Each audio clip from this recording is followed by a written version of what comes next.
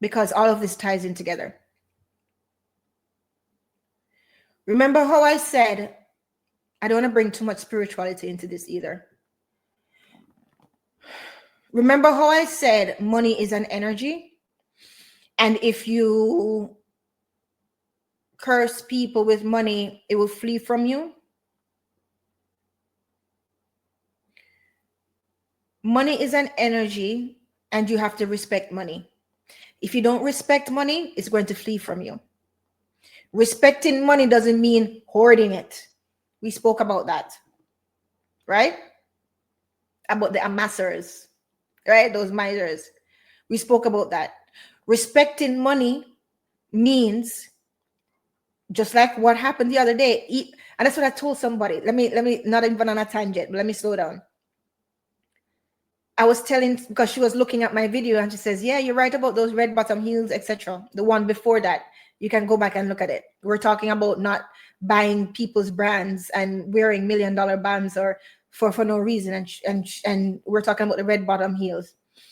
And she said to me, Julia, you're right, but would you feel different if you finally make it to 7 figures? I said, listen to me.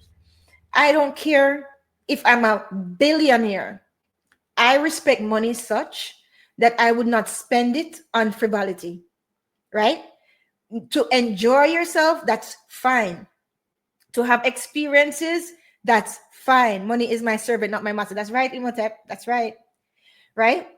But I respect money enough that I would not spend $4,000. I don't care if I have $1 billion. I would not spend $4,000 on red bottom heels because it's stupid. It's somebody else's brand that you're showing off. And as soon as you walk in it twice, it's scuffed up at the bottom. They're at the bottom. Right? So that is not my relationship with money. Hi, Merkaba. Blessings, Queen Lakeisha. Blessings to you, my dear. Blessings. Good to see you. Right? So, and I have a different relationship with brands because I'm a brand myself. So I am not going to spend all this money to advertise somebody else's brand. I'm going to buy good quality things and I'm going to take care of it. Okay? Because you have to look at money that way. Is your money going to work for you, or is this going to be disrespecting your money? Right? Is your money going to work for you? That's respecting your money and actually giving it a chance to breathe and grow? Or are you disrespecting your money? This is the way how wealthy people think. This is the way how people who are going to be wealthy think. This is the way you should think about money. It's an energy. You have to respect your money. And you can tell too. You see those people who have their money crumpled up in their purse and stuff like that. Listen, you find wealthy people, when they take out the bill for their money is together, straightened together in the right order, not OCD like me where everything have to be 20s, 50s, 100s. No, but I mean, they have a place for it. It shows up in other ways. Things show up in different ways, right? Right. So you have to learn to respect money. All right, now let's continue. Where was I? Right.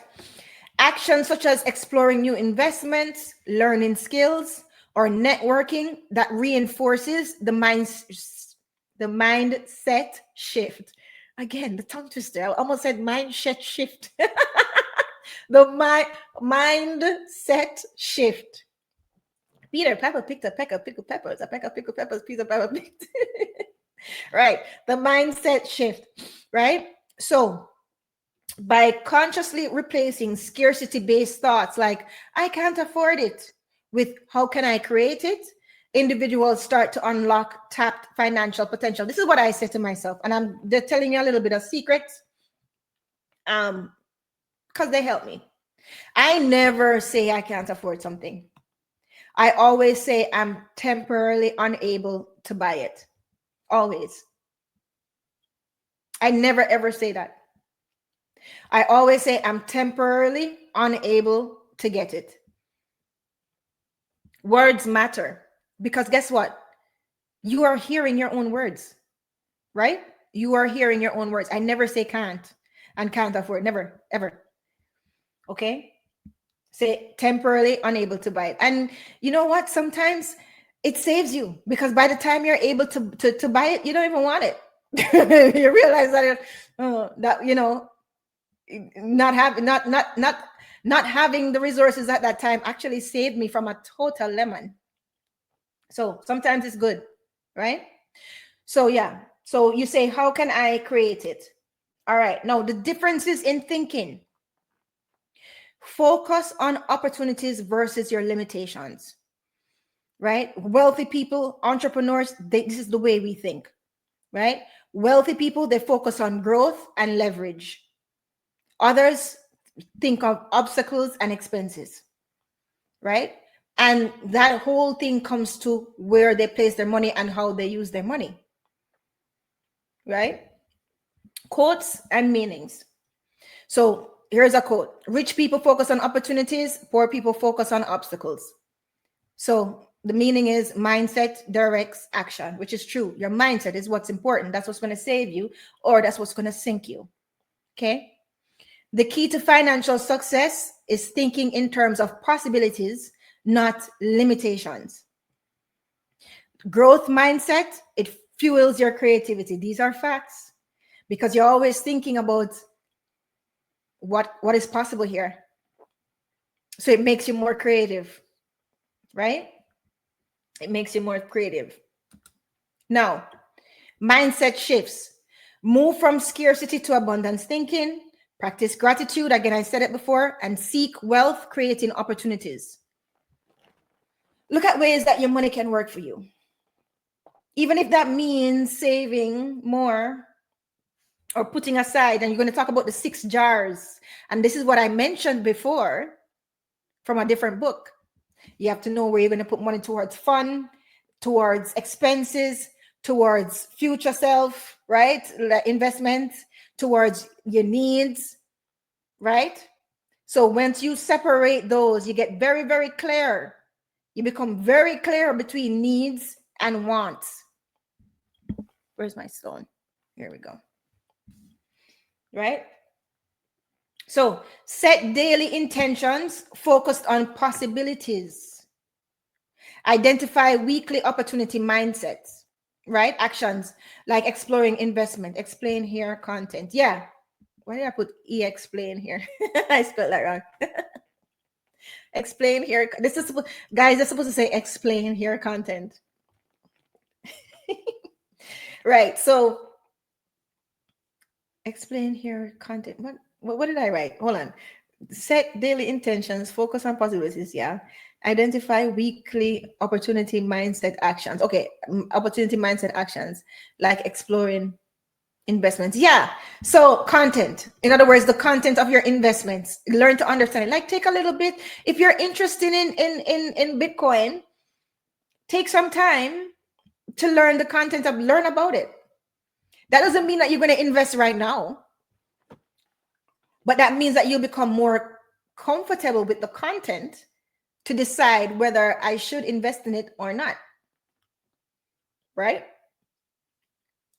You have to read, people. You have to be able to, you have to spend time on where you're going to put your money.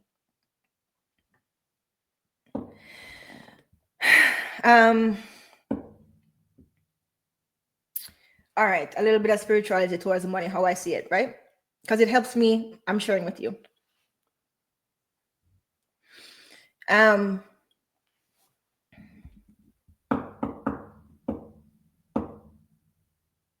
can I say this now? Your money is a reflection of your energy.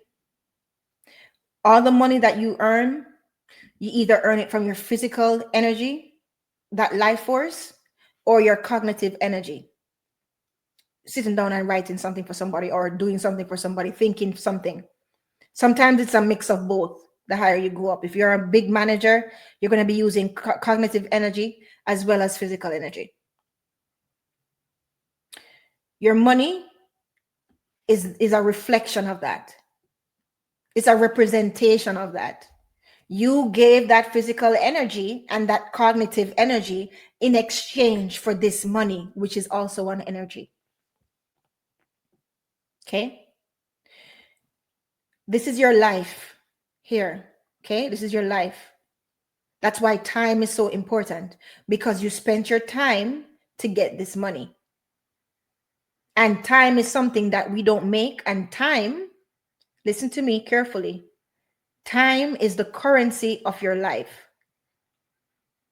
Time is the currency of your life. That's why I loathe it. I loathe when people say, oh, I'm just killing time. It hurts. I don't even like to say it. I hate that phrase. I can't say, I don't even like to say the word hate. I loathe it. When people say they're just killing time. How do you have so much time to? This is the currency of your life. If you don't run out of time, you have no more life. That's how you measure life. You got to think about things this way. And I'm not scolding. I'm just explaining to you what works for me in hopes that it will probably work for you too. So when you have money, respect it, because it is a direct reflection of your life force that you've used to receive it. And it's a direct reflection of the time, the currency of your life that you used to earn it.